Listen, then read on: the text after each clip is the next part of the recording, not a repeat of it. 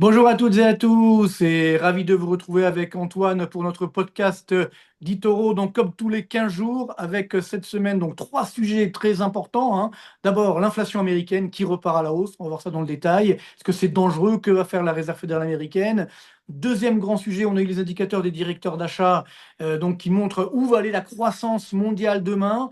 Ça ralentit, ça jusqu'à présent, c'était plutôt assez favorable, mais là, malheureusement, ça ralentit. Et troisième sujet, la France. On le verra, c'est la lanterne rouge de l'économie mondiale, mais surtout, il y a eu des annonces assez incroyables de la Cour des comptes et également d'Emmanuel Macron, donc qui mettent en danger la stabilité de l'économie française.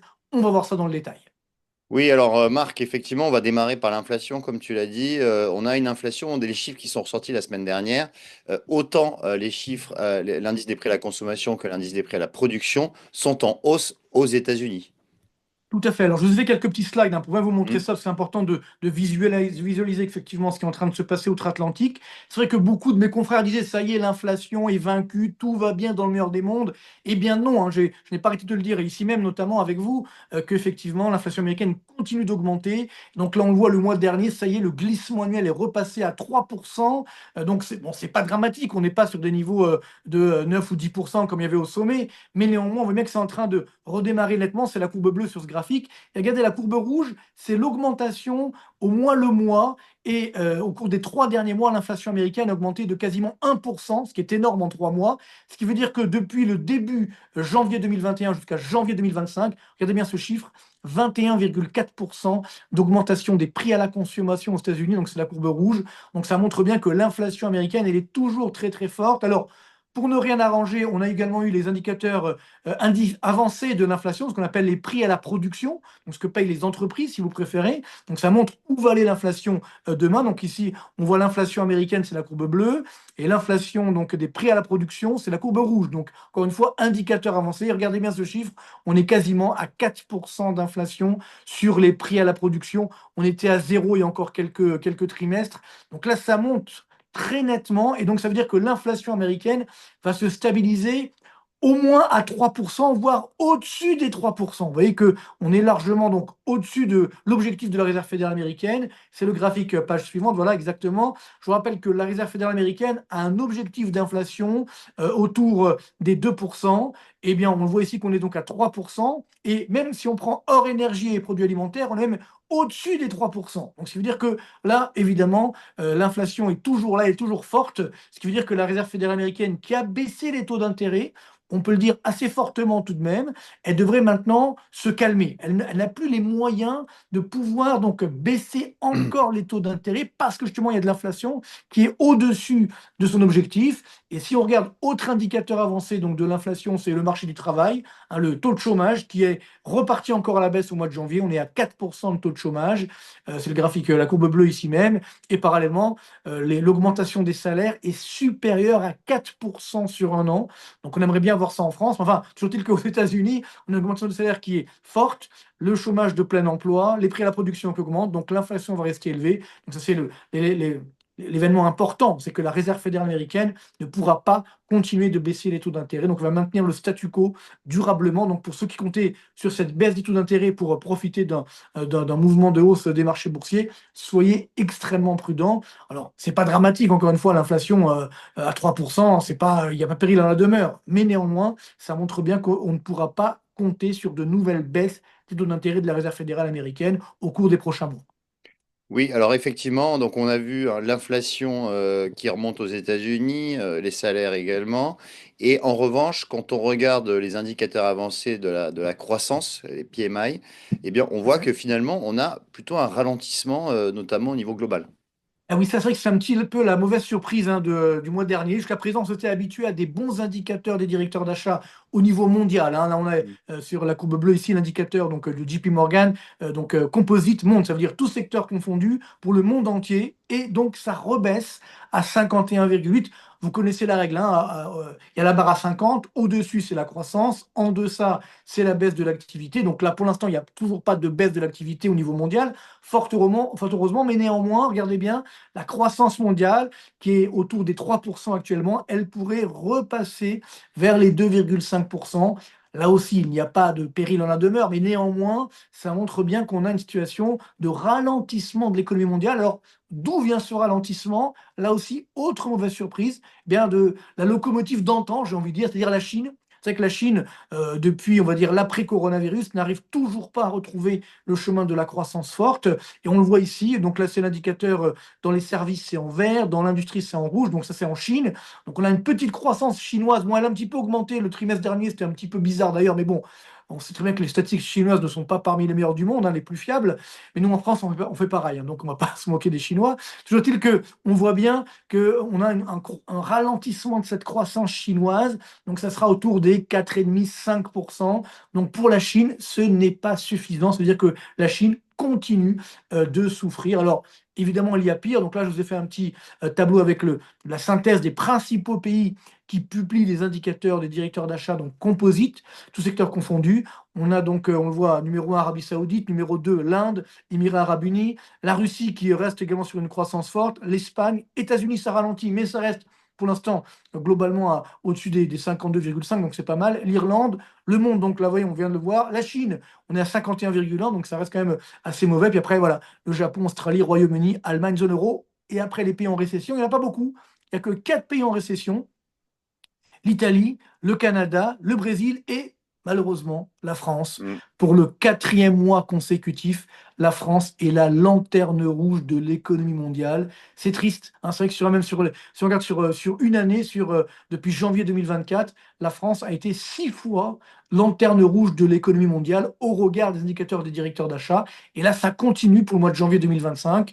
Donc, je vous ai fait un petit graphique pour vous montrer. Je pense que ça va faire la liaison avec le thème suivant, où malheureusement, bah, la récession est bien là. On a eu une baisse du PIB français au quatrième trimestre 2024, tout à fait, moins 0,1%. On devrait avoir la même chose, peut-être même pire, au premier trimestre 2025. Donc 2 trimestres consécutifs de baisse du PIB, c'est bien une récession qui est bien là. Vous voyez, hein, on voit ici sur le graphique la corrélation. La courbe bleue, c'est le glissement annuel du PIB. La courbe rouge, c'est l'indicateur des directeurs d'achat qu'on vient de voir. C'est très net, hein, le glissement annuel devrait passer en territoire négatif, là, au premier trimestre ou au deuxième trimestre, au plus tard, 2025. Donc c'est quand même assez mauvais, malheureusement. Oui, alors justement, comme d'ailleurs on le répète un peu, hein, on a l'impression de se répéter semaine après semaine, effectivement, puisqu'on a ces chiffres, hein, qui n'arrivent pas à redécoller en France. Et malgré cela, enfin, avec ça, on a aussi la Cour des comptes, hein, la Cour des comptes qui nous dit que finalement, ça devient donc hors de contrôle, ces dépenses Ah publiques. oui, alors là, c'est vrai qu'on a eu quand même 2 pavés dans la mare en France. Alors, je voulais en parler parce que c'est important par rapport justement à l'évolution des taux d'intérêt, des obligations d'État, mais donc également sur les marchés boursiers. On terminera par ça comme d'habitude. Donc, on voit bien ici que donc, dans son rapport annuel, la Cour des comptes, donc, c'était le 13 janvier 2025 qui a été publié, elle nous dit que la dépense publique de la France est en roue libre. Ce sont les termes exacts, hein, je vous les ai mis ici même, et que le déficit public est devenu hors de contrôle, menaçant l'équilibre économique du pays. Ce sont des termes très très forts. Je pense qu'on ne se rend pas compte, même si la Cour des comptes, malheureusement, n'a pas tellement de pouvoir, hein, comme on le sait, mais néanmoins, ça fait longtemps, comme tu l'as bien dit, Antoine, que j'alerte, hein, sur Mm. ce point de vue. On me dit non, mais bon, ça va, tout va bien. Là, ça commence à devenir dangereux. Alors, pour rajouter de l'huile sur le feu, alors c'est assez incroyable, le président de la République française, donc M. Macron, a déclaré donc au Financial Times, c'est assez fou, que les règles de la zone euro, donc qui limitent le déficit public d'un pays à 3% du PIB, comme vous le savez, sont caduques. Donc en gros, il nous dit, bon ben, comme la température monte, ben, on va casser le thermomètre, comme ça, en laissant croire qu'il n'y aura plus de température. Ben non, Mm. ça serait, si c'était aussi facile que ça se saurait. Et ça, c'est quand même très inquiétant parce que ça remet en cause complètement les sous-bassements de la zone euro. Et Mm. alors, pourquoi a-t-il dit ça? Ben, je vous ai fait un graphique assez incroyable que personne ou très peu de monde le montre. Je l'ai montré sur ma vidéo YouTube de cette semaine. Et donc, regardez bien, au cours des 26 dernières années, donc depuis la création de la zone euro en 99, c'est assez fou, la France n'a pas respecté donc son engagement de réduire son déficit public sous la barre des 3% de PIB pendant 20 ans. 20 ans sur 26 ans. Je ne sais pas si on se rend compte de l'ampleur des dégâts. Donc, pourquoi M. Macron dit que c'est caduque? Parce qu'en fait, on ne l'a jamais respecté. Et là, vous voyez que par rapport aux autres pays de la zone euro, eh bien, vous voyez, les Grecs, ils sont entrés en 2001, pendant 17 ans. Ils n'ont pas respecté. C'est pas bien, hein, mais Mm. c'est moins que nous. 17 ans, pareil pour le Portugal, 17 ans, etc. Donc, on se rend bien compte. Alors, il y a des pays qui l'ont évidemment respecté. Je pense que pour les pays qui ont respecté au moins 10 ans, ça va, c'est déjà pas mal. Hein, Mm. ou du moins, ou même ceux qui ne l'ont pas respecté, on va dire moins de 10 ans, allez, ça passe. Quand j'ai mis en vert sur ce graphique.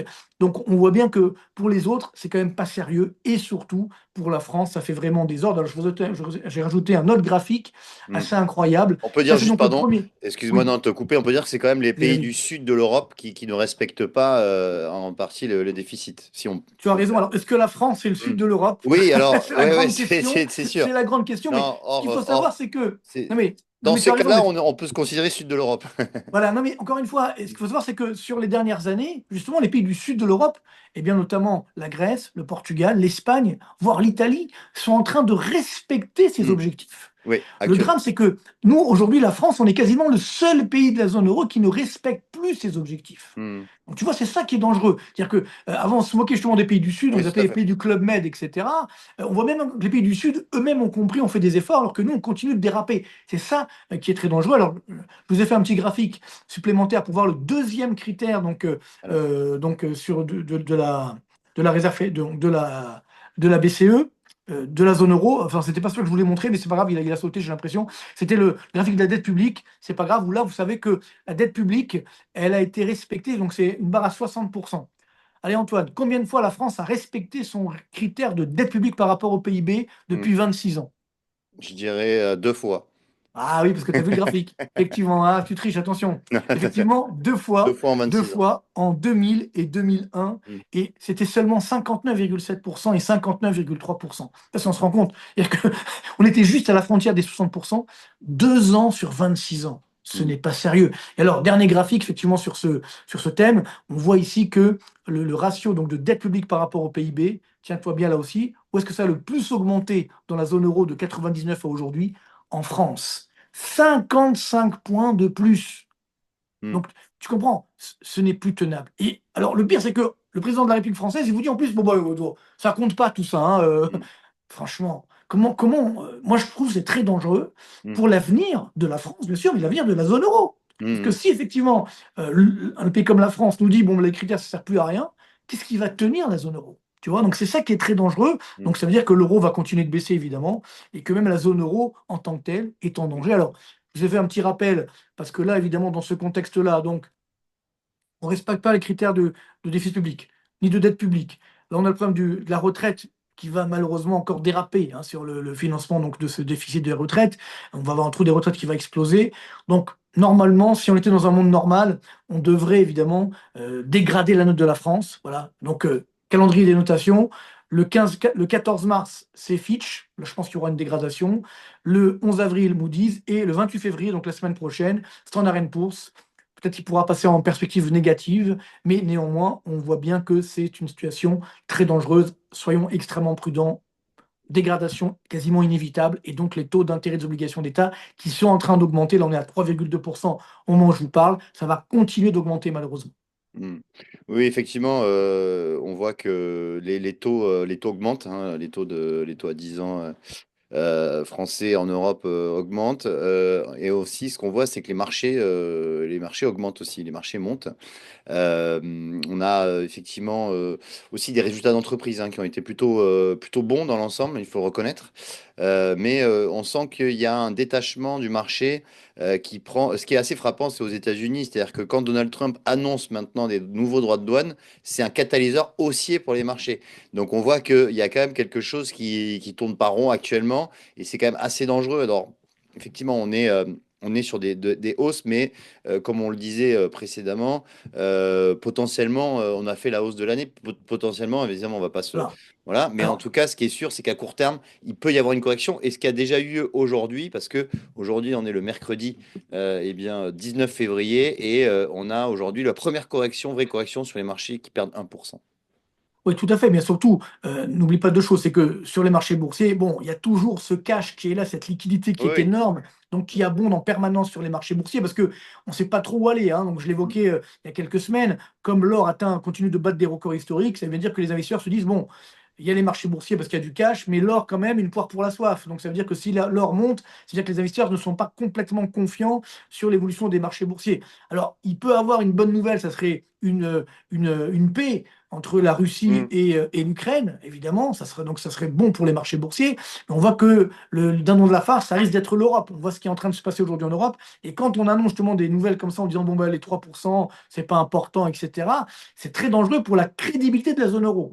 Et donc, c'est vrai que sur les marchés boursiers, notamment le CAC 40, on a battu de nouveaux records historiques. Si on prend le CAC 40 GR, ça veut dire avec dividendes Mm. réinvestis. Mais n'oublions pas que 80% des profits sont faits justement à l'étranger. Donc, c'est pourquoi on dit, bon, la France, c'est pas forcément important. Par contre, on l'a vu après la dissolution, notamment, si jamais on a un risque France qui augmente, alors là, même avec un CAC 40 qui est donc à 80% avec des profits qui sont faits à l'étranger, il pourrait avoir un risque France qui augmente, voire un risque zone euro qui augmente. Et donc, ça veut dire que les marchés boursiers européens, là, ils ont boosté parce qu'il y avait un effet de rattrapage par rapport à l'année dernière, par rapport aux Américains. Là, ils pourraient avoir effectivement une Mm. prise de bénéfices. Ça remontera, Alors, je pense, au second semestre. Mais sur le premier semestre, je pense qu'il faut, comme tu l'as bien dit, l'essentiel de la hausse est ouais. passé. Donc maintenant, il faut rester prudent. Justement, il y a une statistique intéressante qui est ressortie ce matin par Bank of America concernant le cash, comme tu disais. Eh bien, les sociétés, les gérants d'actifs, hein, les gestionnaires d'actifs aux États-Unis n'ont pas été autant exposés en actions depuis 15 ans, puisque le réserve des liquidités est à 3,5%. Donc, c'est le plus bas niveau de réserve de liquidité, ce qui veut dire qu'aujourd'hui, tout le monde, quasiment tout le monde, est investi en actions, et c'est là où ça devient dangereux, puisque maintenant, eh bien, c'est difficilement atteignable pour aller plus haut. C'est vrai, c'est le danger qui nous menace. Bon, après, Mm. encore une fois, il peut y avoir des bonnes nouvelles, notamment d'un point de vue géopolitique, espérons-le. Oui, Hein, bon, on a vu, c'est les sociétés d'armement qui en voilà. ont profité. Voilà. Euh, Voilà. Mais le problème, simplement, c'est qu'on a une valorisation quand même de beaucoup de sociétés qui, ces valorisations oui, sont très élevées. Donc, c'est mécanique, je veux dire, c'est même salutaire. Il faudrait qu'on ait cette phase de voilà. ralentissement, de prise de bénéfices pour repartir sur des bases plus saines. Donc, je pense que c'est ce qui va se produire au premier semestre 2025, d'autant que, hein, comme je l'évoquais tout à l'heure, la Fed ne pourra pas baisser les taux d'intérêt et Mm, on risque d'avoir donc des dangers sur la zone euro et sur la France. Puis au second semestre, espérons que ça ira un petit peu mieux. Mais je pense qu'on a quand même un premier semestre où l'essentiel de la hausse est passé. Là, mm, maintenant, il y aura une prise de bénéfices, puis ça pourra redémarrer sur le second semestre. tout à fait. On est d'accord. Bon, mais merci beaucoup, Marc. Avec plaisir, Et Charles-Antoine. Merci merci à à vous vous. tous pour votre fidélité. Et ben, continuez à nous suivre, c'est toujours très, très sympathique. Euh, hop. Merci à vous et je vous dis à dans 2 semaines. Ciao.